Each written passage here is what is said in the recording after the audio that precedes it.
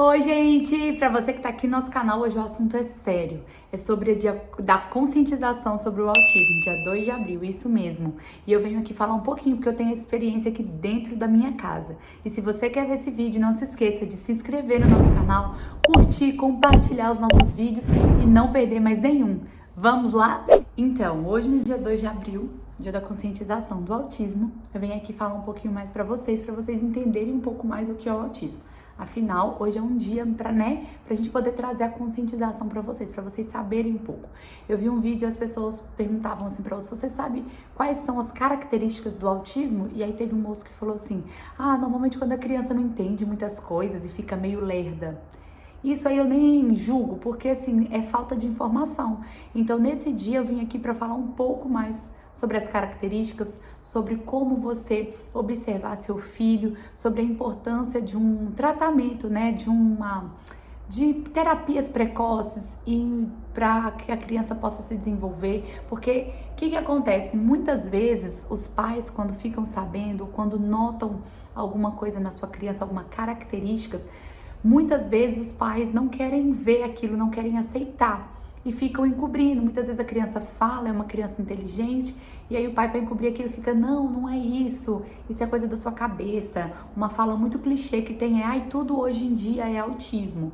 Então, o que eu venho falar pra você, porque quando eu tive a primeira coisinha assim que me deu um feeling, eu falei, meu Deus, eu acho que o Caio pode ser autista.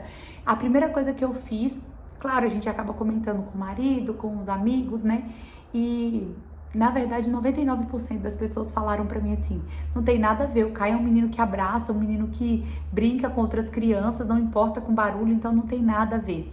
Eu lembro bem que a única pessoa que junto comigo entendeu o que eu tava dizendo e também achava que podia ter algo a mais foi a minha cunhada. Ela falou, Karine, olha, eu também acho que possa ter alguma coisa, mas se tiver bem leve, e eu acho que você deve sim levar no médico, porque se ele for autista, você quanto antes começar com a intervenção vai ser melhor para ele. E foi o que eu fiz. Eu vou falar um pouquinho sobre as características, tá bom? Que eu comecei a ver quando o Caio tinha 2 anos. Foi alguns dias depois do aniversário dele de 2 anos. Eu lembro que uma vizinha minha foi lá em casa e aí ele falou que queria ir embora com essa vizinha. E essa vizinha, eu não ia deixar, ele não tinha costume de ficar com ela e ela também, enfim, tinha os afazeres. Eu falei, não, Caio, não pode ir. E o Caio sempre foi tranquilo, bonzinho, e nisso ele começou a chorar. E ele não era de chorar. Aí ele começou a chorar muito. E não era uma simples birra, não era um simples choro. E naquela hora me deu um estalo, que eu falo que é Deus, sabe? Que eu falei, meu, isso tá parecendo uma crise. E eu nem tinha lido tanto sobre autismo, assim, eu não tinha nem tantas informações. Mas como eu tinha uma criança na família, um sobrinho autista, eu sabia algumas coisas. Então eu falei, isso parece uma crise. Veio isso na minha cabeça. E aí eu comecei a observar algumas outras coisas. E aí as outras observações foi, na verdade, algumas coisas que veio lá de trás, que aí eu comecei a lembrar que o Caio teve um pouco de atraso para engatinhar, um pouco de atraso para andar, um pouco de atraso para comer, né, para, enfim, se portar como uma criança da sua idade, da mesma idade que ele. E claro que essas características sozinhas, elas não definem que uma criança é autista, mas eu fui juntando. E aí foram acontecendo outras coisas depois disso. Uma das outras coisas também que aconteceu, que eu falei, não, isso aqui é uma característica, que eu chamava o Caio, eu comecei a chamar e aí ele não atendia pelo nome dele. Falava Caio. Eu podia chamar ele assim 20 vezes seguidas que ele não atendia. Então é uma característica também quando você chama a criança pelo nome e ela não atende. E ele já tinha mais de 2 anos. E quando eu falava assim, chamava o nome e tudo, que ele nem olhava pra mim. Outra característica que eu comecei a perceber nele foi a andar em círculo. Ele andava muitas vezes em círculos assim, sem perceber nada, sabe? Comecei a ver também que às vezes ele parava e ficava olhando pro nada por muito tempo. Enfim, tiveram algumas coisinhas que não são notadas muitas vezes pelos pais, porque muita gente que vem a mim fala, eu achava que quando a criança era autista, todas as crianças, por exemplo, ficavam se balançando ou não falava, sabe? Então não é isso. Muitas vezes as crianças não têm essas características, que no caso do Caio, né, ele interagia super bem com outras crianças, ele não importava com barulho, com luzes, mas isso não quer dizer que a criança não é autista, né? Quer dizer que ela tem características diferentes, porque um autista, ele não tem uma cara. Muitas vezes as pessoas chegam perto de mim e falam, ah, mas ele não parece autista. Eu entendo o que a pessoa às vezes quer dizer, só que a gente tem que entender que ele não as crianças autistas não têm uma cara para ser autista, são características. E outras características que foram vindo com o tempo foi que o Caio muito seletivo para se alimentar e melhorou muito, mas ele era muito seletivo. Ele, com outras coisinhas também, é que ele tinha atraso no desenvolvimento para fala. Esse daí também foi uma coisa que no começo eu achei que era normal ele não falar, porque tinha as duas línguas, né, o português e o inglês.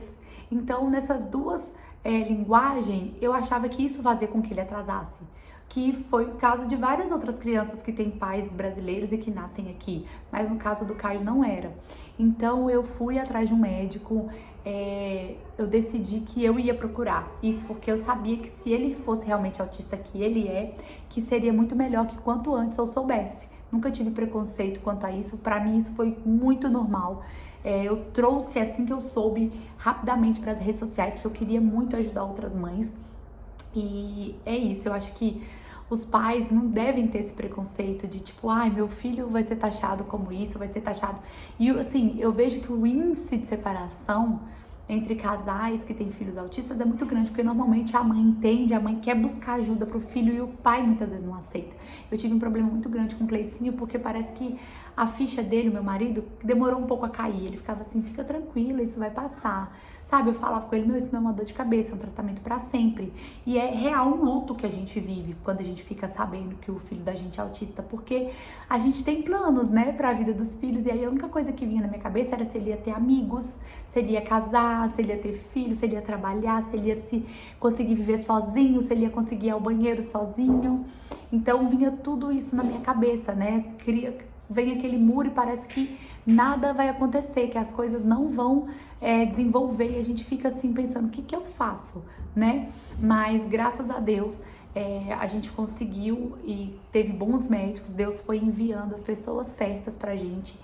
O médico dele foi muito bom, e numa dessas pesquisas, porque eu pesquisava muito sobre o assunto, eu achei um vídeo de um médico que era o Dr. Jerry Katzenel. E o Dr. Jerry, ele falava sobre alimentação, sobre vitaminas, sobre autistas terem inflamações intestinais e como isso ajudaria no desenvolvimento de uma criança. E foi aí que eu peguei e comecei a pesquisar mais a fundo. Consegui a consulta com esse exato médico, que era uma clínica aqui perto da minha casa. E assim, mediante a troca de alimentação do Caio, com glúten, lactose, açúcar, depois disso eu consegui fazer com que ele melhorasse muito, com que ele avançasse muito, com que ele começasse a falar. As vitaminas e a alimentação foi uma mudança muito grande na vida dele. Mas isso é assunto para um próximo vídeo, e eu quero também, inclusive, falar para vocês, se vocês querem que eu aprofunde, que eu faça um vídeo aprofundando sobre isso, sobre alimentações, sobre vitaminas, eu posso, porque foi através disso, claro, as terapias ajudaram muito, mas ajudou muito o que foi exatamente isso, foi muito importante a alimentação e as vitaminas na vida do Caio, para ele falar, para ele ficar mais tranquilo, porque ele era muito estressado, muito nervoso, muito ansioso, então isso ajudou muito a gente, muito mesmo. Então assim, o que eu quero falar pra vocês nesse dia da conscientização, que é pra isso que eu vim hoje, tenha paciência, tenha empatia. Se você vê uma mãe numa rua, em qualquer outro lugar, sabe, que esteja com o filho chorando, independente se a criança é autista ou não, não julgue. A gente não sabe como é a vida dessa mãe, sabe? Muitas vezes, quando o Caio tinha crises, pessoas ficavam olhando, eu ficava desesperada, assim. Eu só catava ele e saía correndo, e eu chorava. Quando ele tinha uma crise, eu chorava tanto que eu ficava assim, meu Deus, o que que tá acontecendo? Como que vai ser isso, né? E hoje, graças a Deus, ele tá aqui super bem, tá numa escola, uma escola típica, né? E a gente sempre tem uma pedrinha ali, mas a gente passa por cima daquilo e vai construindo uma grande história. Eu sei que ele vai ser um grande homem e isso me faz muito feliz. Então, se conscientizem, tá? Autismo não é doença e é isso. Eu agradeço muito a todos vocês Espero que tenham gostado bem desse vídeo aqui, tá bom? Se você gostou desse vídeo, não deixe de curtir, de compartilhar com seus amigos, de se inscrever no canal. Nós temos aqui esse canal que eu mostro um pouco de tudo aqui nos Estados Unidos e hoje, eu que tenho um filho autista, vim contar pra vocês um pouco da minha experiência pra conscientizar todos vocês. Então, ó, um grande beijo e muito obrigada!